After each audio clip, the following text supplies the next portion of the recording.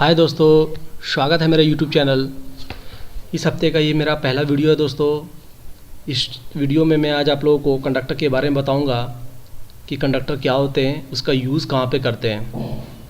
हम लोग सब कुछ देखेंगे एक एक करके कि ट्रांसमिशन लाइन में और डिस्ट्रीब्यूशन लाइन में कौन सा कंडक्टर यूज़ करते हैं। दोस्तों आपको बहुत ही अच्छे से समझ में आएगा। मैंने बहुत ही डीपली इस चीज़ को बताया दोस्तों। उम्मीद करता हूँ आपको समझ में आएगा दोस्तों। चलिए स्टार्ट करते हैं दोस्तों। सबसे पहले हम लोग बेसिक जानेंगे कंडक्टर होता क्या है दोस्तों। आप सभी को पता होगा दोस्तों कंडक्टर क्या होता है। वैसा सब्सटेंस जिसमें क्या हो, इलेक्ट्रिक करंट जो हो जाए, फ्लो कर जाए, पास कर जाए, उसको क्या बोलते हैं, कंडक्टर बोलते हैं। जैसे कि आप लोग जानते ही हैं, कॉपर, सिल्वर, एल्युमिनियम, आयरन और बहुत सारे एग्जांपल्स है दोस्तों। तो अगर इसमें से देखा जाए सबसे बढ़िया कंडक्टर कौन सा है दोस्तों, तो वो आपका है सिल्वर दोस्तों। सिल्वर जो होता है दोस्तों बहुत ही अच्छा कंडक्टर है। क्यों अच्छा कंडक्टर है दोस्तों?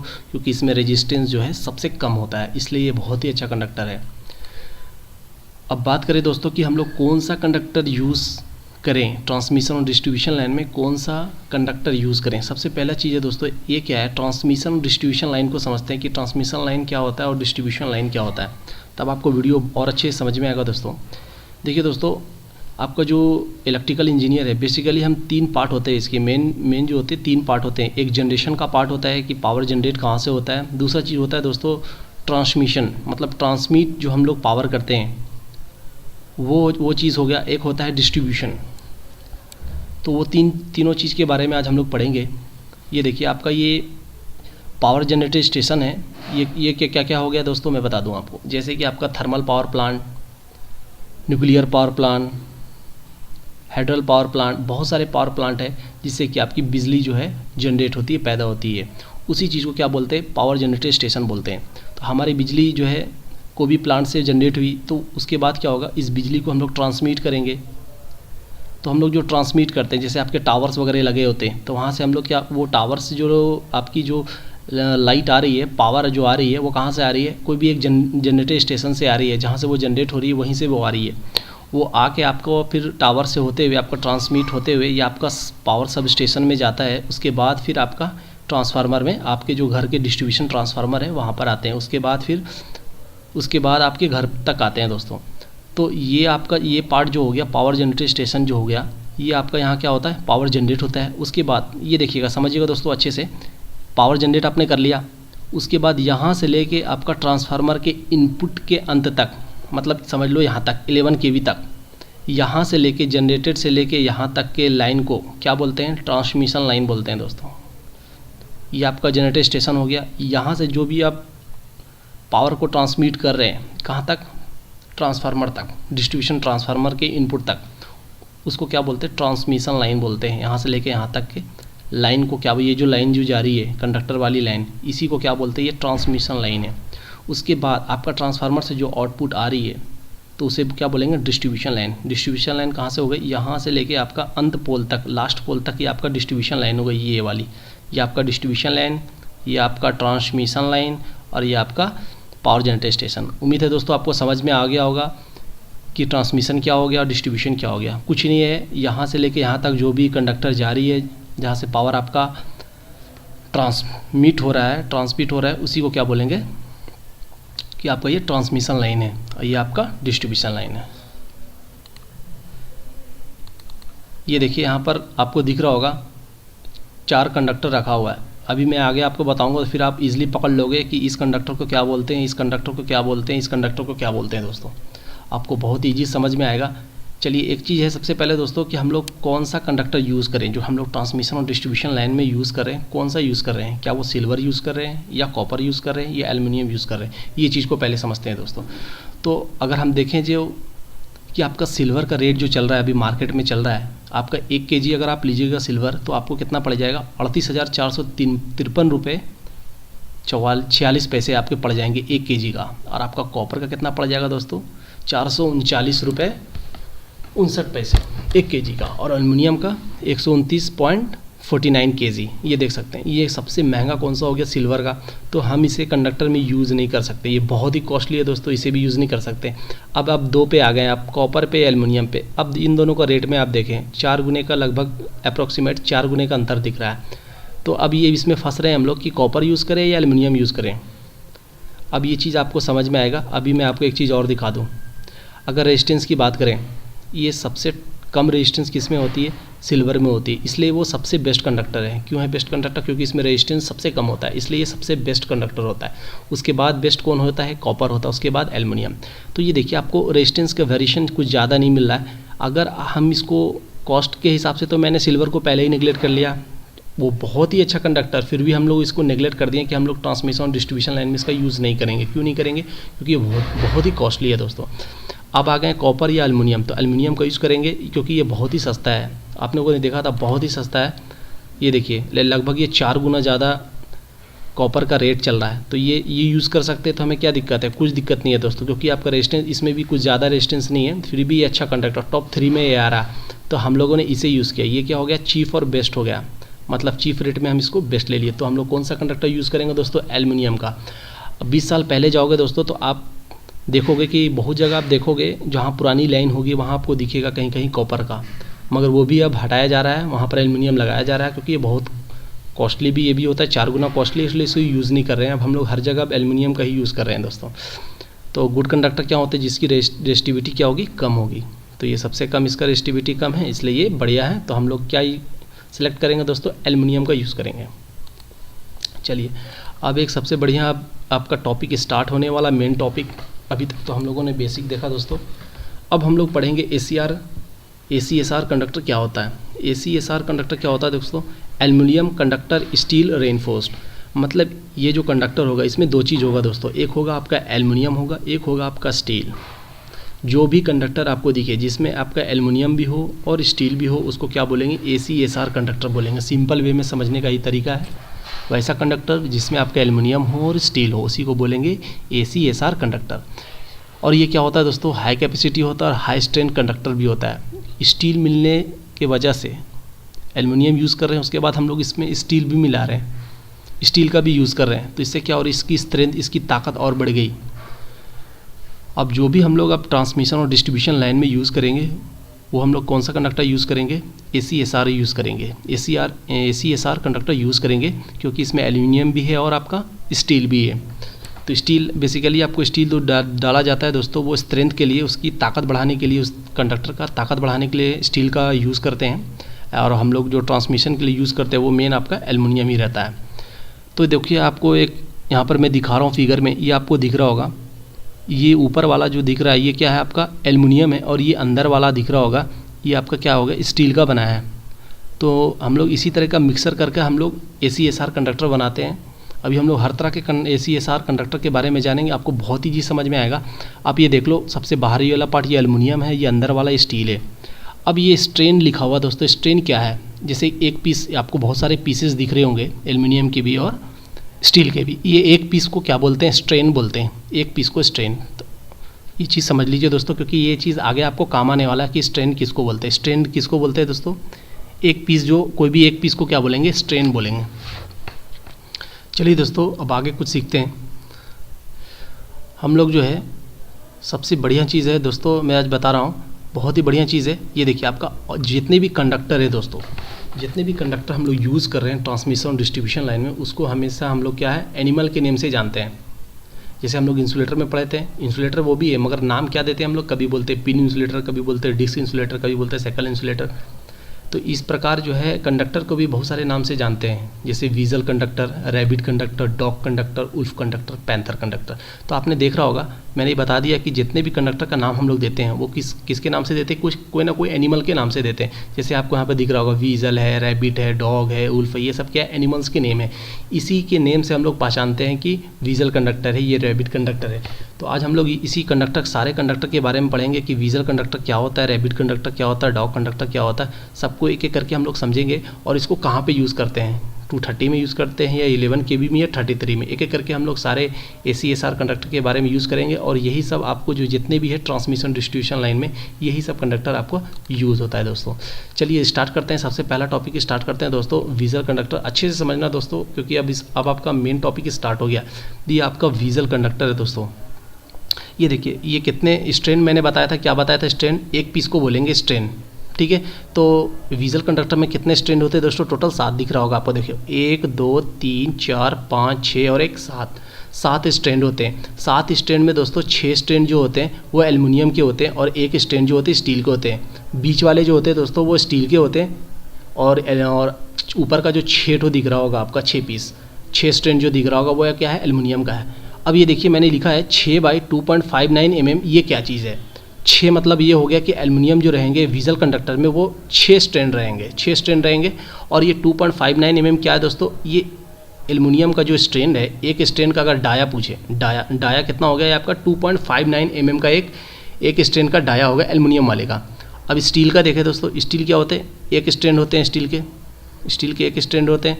तो एक स्ट्रैंड वही लिखा हूँ मैं, एक ऑब्लिक। अब ये इसका डाया है 2.59, मतलब 6 स्ट्रैंड हो गए हैं किसके, एल्युमिनियम के, और एक स्ट्रैंड हो गया स्टील के।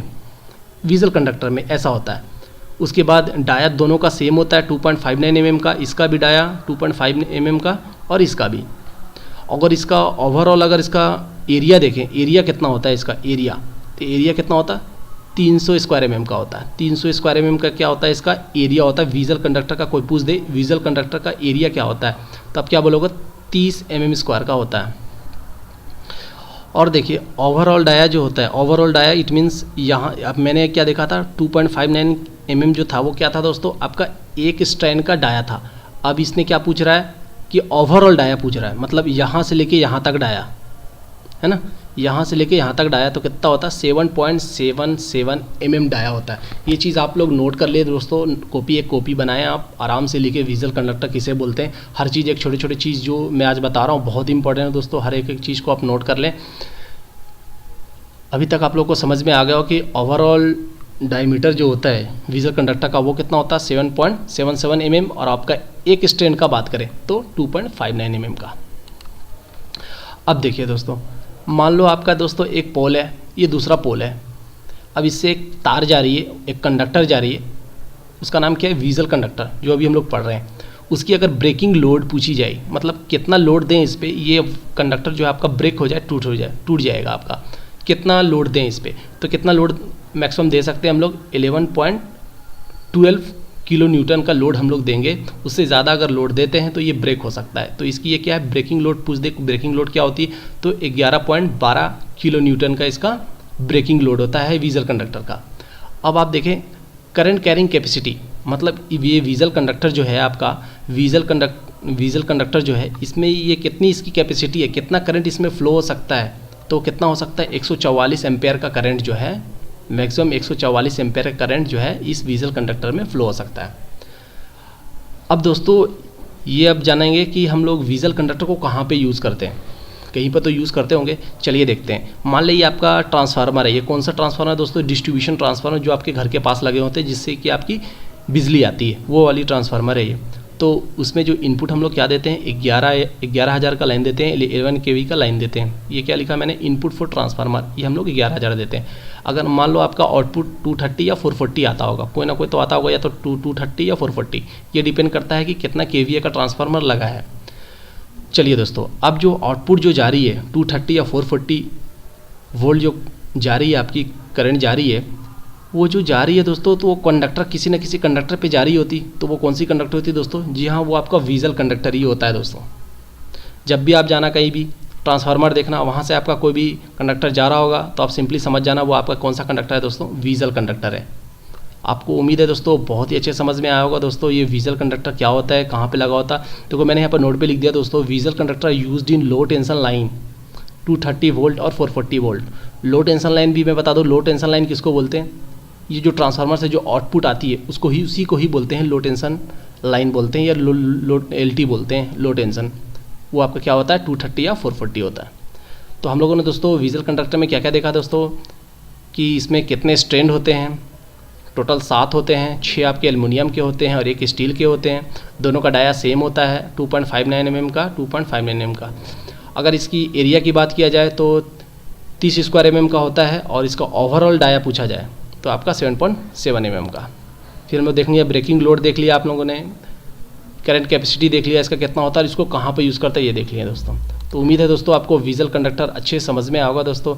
फिर थोड़ा चीज़ हम लोग और जान लेते हैं कुछ, जो भी कंडक्टर होते हैं दोस्तों, चाहे आप वीजल हो चाहे रैबिट हो, कोई सा भी कंडक्टर, अभी हम लोग पढ़ेंगे भी आगे कौन कौन सा कंडक्टर, मगर जो भी कंडक्टर होंगे दोस्तों उसको किस में रखते हैं, वुडन ड्रम में रखते हैं। एक वुड का एक ड्रम बनाया जाता है, उसी पे इसको कंडक्टर को रखा जाता है, दिख रहा होगा आपको।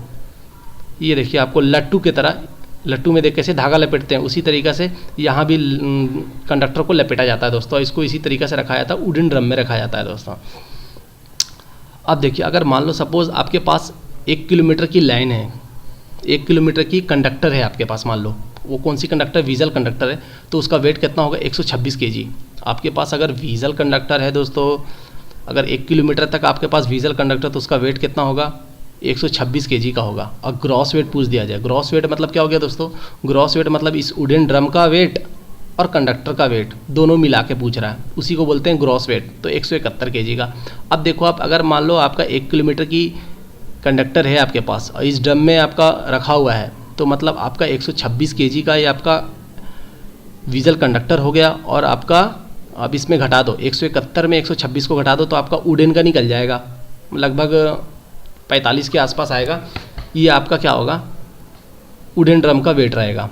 तो आपको समझ में आ गया दोस्तों, अभी तक मैं वीजल के बारे में बताया, उम्मीद है कि आपको समझ में आएगा दोस्तों। चलिए अब नेक्स्ट टाइप का देखते हैं। नेक्स्ट टाइप है दोस्तों रैबिट कंडक्टर। रैबिट कंडक्टर में दोस्तों 7 स्ट्रैंड होता है। ये देखो मैंने इसे फैला दिया है दोस्तों, ऐसे वो आपका ट्विस्टेड होता है, जैसे यहाँ नीचे दिख रहा है ट्विस्टेड है, एक दूसरे पे चढ़े होते हैं, ट्विस्टेड होते हैं। मैं इसको मैं फैला दिया हूँ ताकि आपको दिखा सकूँ दोस्तों। ये आपको देखिए 1 2 3 4 5 6 7 है टोटल, 7 है टोटल दोस्तों। और ये देखिए आपका स्टील का जो होता है वो, इसका कलर देखना आप, एकदम लाइट होगा दोस्तों, आप ऐसे भी देख के समझ सकते हो ये लाइट कलर का होगा। तो एक आपका क्या होगा, स्टील का होगा, और आपका 6 जो होंगे एल्युमिनियम का होगा। अब इसका हम देखेंगे, एक स्टील का है उसका डाया कितना है 3.35 mm और एल्युमिनियम का भी 3.35 mm। दोनों का डाया सेम है, कोई भी स्ट्रैंड का ले लें, चाहे स्टील का ले लें चाहे एल्युमिनियम का ले लें। तो इसमें क्या है, टोटल जो है आपका 7 स्ट्रैंड है, जिसमें से आपका 6 जो है आपका एल्युमिनियम का स्ट्रैंड होगा और एक जो होगा स्टील का होगा। ये चीज़ है। अगर ओवरऑल डाया पूछा जाए, ओवरऑल डाया कितना होगा दोस्तों, तो 10.05 mm का होगा। अगर इसकी एरिया की बात की जाए, इस कंडक्टर की जो एरिया है उसकी बात की जाए तो 50 स्क्वायर mm का होगा। इसका क्या होगा दोस्तों, एरिया हो जाएगा। चलिए दोस्तों, अगर हम फिर उसी तरीक़े से देखेंगे, अगर हमारे पास 1 किलोमीटर की रैबिट कंडक्टर है तो उसका वेट कितना होगा दोस्तों, 214 kg का होगा। अगर ब्रेकिंग लोड की बात किया जाए तो कितना हो जाएगा, 18.25 किलो न्यूटन का हो जाएगा, और इसके करंट कैरिंग कैपेसिटी जो होगा 159 एम्पेयर का होगा। अब एक चीज़ देखिएगा दोस्तों कि इसमें भी 7 स्ट्रैंड है, किसमें, रैबिट में भी, और आपका वीजल में बताया तो उसमें भी 7 है। तो अंतर किस चीज़ का आपको मिल रहा होगा, उसमें भी स्टील एक था वीजल में भी, और रैबिट में भी एक है, इसमें भी 6 एल्युमिनियम है रैबिट में, और वीजल में भी 6 है। अंतर आपको डाया में मिलेगा दोस्तों, 3.35 mm का था, और वो आपका क्या था मैं दिखा दूँ आपको। इसमें आपका डाया कितना था, 2.59 का। तो अंतर आपको दिख गया होगा, डाया में अंतर है, डाया में अंतर है, इट मीन्स इसका एरिया में भी अंतर है। तो वीजल का आपका 50 था, इस वीजल का आपका 30 था दोस्तों, और रैबिट का आपका 50 है। इसका एरिया बढ़ गया, वेट बढ़ गया, हर चीज़ बढ़ गया दोस्तों। तो आप अगर दोनों को सामने में रखोगे, वीजल को और रैबिट को, तो आपको देखोगे वीजल का जो होगा वो पतला होगा, रैबिट का थोड़ा उससे ज़्यादा मोटा होगा। अब एक चीज़ और दोस्तों कि आप अगर रैबिट कंडक्टर लोगे तो आपको नहीं समझ में आएगा कौन सा स्टील वाला है, तो उसको कैसे पकड़ेंगे कौन सा स्टील वाला है, आपको कभी कभी नहीं पकड़ पाओगे कौन सा स्टील वाला है। तो क्या करोगे दोस्तों, आप फोल्ड करके देखना, मोड़ के देखना। एल्युमिनियम का आपको तुरंत फ्लेक्सिबल होगा, आपको थोड़ा तुरंत मुड़ जाएगा, मगर आप स्टील वाला को जब मोड़ोगे दोस्तों तो आपको जल्दी मुड़ेगा नहीं, वो थोड़ा हार्ड होता है। तो आप इजीली पकड़ लो कि ये आपका स्टील का है दोस्तों। अब देखिए दोस्तों, अब रैबिट कंडक्टर कहाँ यूज़ करेंगे, ये देखने वाली, ये आपका ट्रांसफार्मर है, ये इसका इनपुट है 11 kV का लाइन, यहीं पर इसको यूज़ करते हैं। रैबिट कंडक्टर को कहाँ यूज़ करते हैं, 11 kV लाइन में यूज़ करते हैं। यहाँ पर आपका ट्रांसफार्मर के आउटपुट में हम लोग कौन सा यूज़ करते थे, वीजल का, मैंने बता चुका हूँ दोस्तों। और इसका इनपुट में जो यूज़ करेंगे 11 kV लाइन में वो रैबिट। तो 11 में रैबिट, और 230 और 440 में हम लोग कौन सा कंडक्टर यूज़ करेंगे दोस्तों, वीजल का करेंगे। उम्मीद है दोस्तों दोनों आपको टाइप का आपका कंडक्टर समझ में आएगा। चलिए दोस्तों, अब तीसरा पढ़ते हैं, डॉग कंडक्टर। ये देखिए, डॉग कंडक्टर का जो आपका दोस्त जो होता है वो आपका 100 स्क्वायर mm का होता है।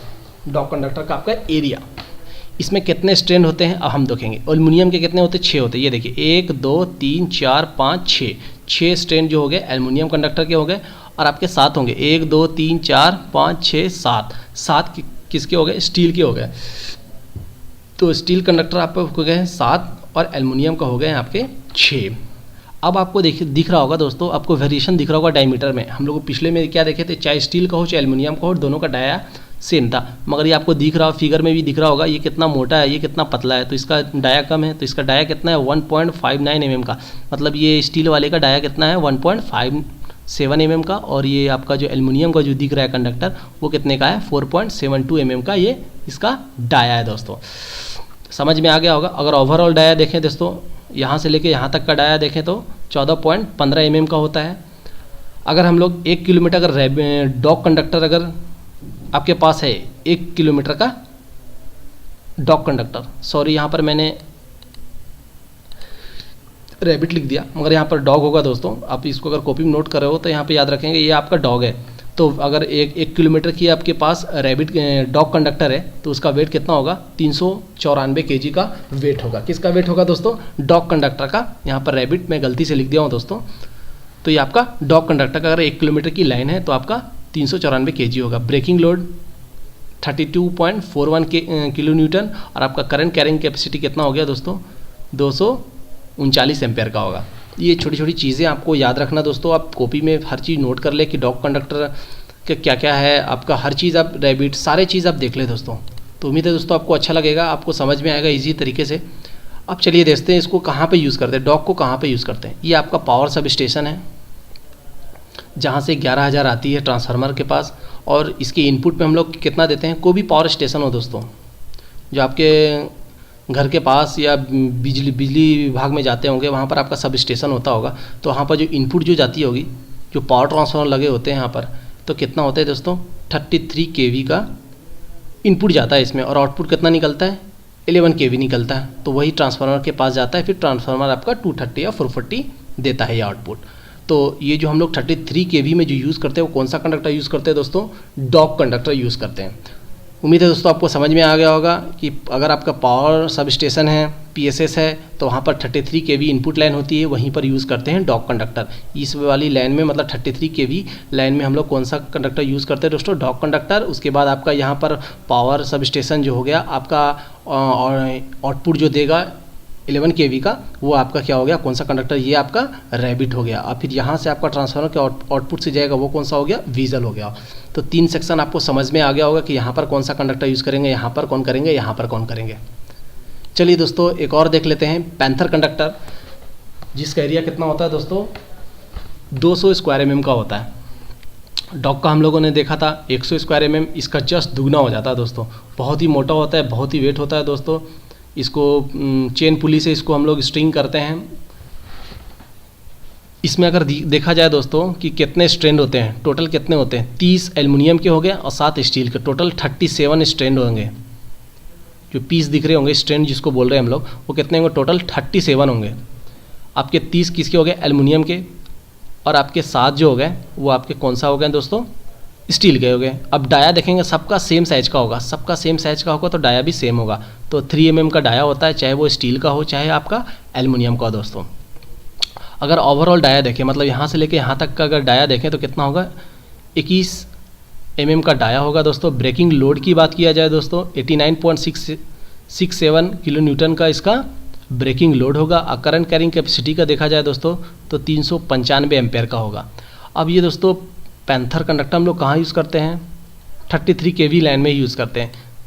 तो आपको समझ में आएगा दोस्तों डॉग कंडक्टर कहाँ पे यूज़ करते हैं, 33 में। और वीजल आपका कहाँ होगा, ये आउटपुट में होगा वीजल। रैबिट यहाँ पर होगा 11 kV में। 33 में डॉग कंडक्टर या पैंथर कंडक्टर भी हम लोग दोस्तों कहाँ यूज़ करते हैं, 33 kV लाइन के में यूज़ करते हैं। उम्मीद है दोस्तों मेरे वीडियो आपको पसंद आया होगा दोस्तों। अगर मेरा वीडियो आपको पसंद आएगा दोस्तों तो प्लीज़ लाइक ज़रूर करें दोस्तों, और दोस्तों के साथ शेयर भी करें। और अगर मेरे चैनल को अगर सब्सक्राइब नहीं किए दोस्तों तो चैनल को भी सब्सक्राइब करें दोस्तों। इसी तरीक़े से मैं अच्छे अच्छे टॉपिक्स पे वीडियो बनाता रहूँगा दोस्तों। उम्मीद है दोस्तों मेरा वीडियो आपको बहुत अच्छा लगा होगा दोस्तों। फिर मिलते हैं दोस्तों दूसरे वीडियो के साथ। इस हफ्ते का मैं 2 से 3 दिन में एक और वीडियो लाऊँगा दोस्तों आप लोग के सामने। Thank you for watching.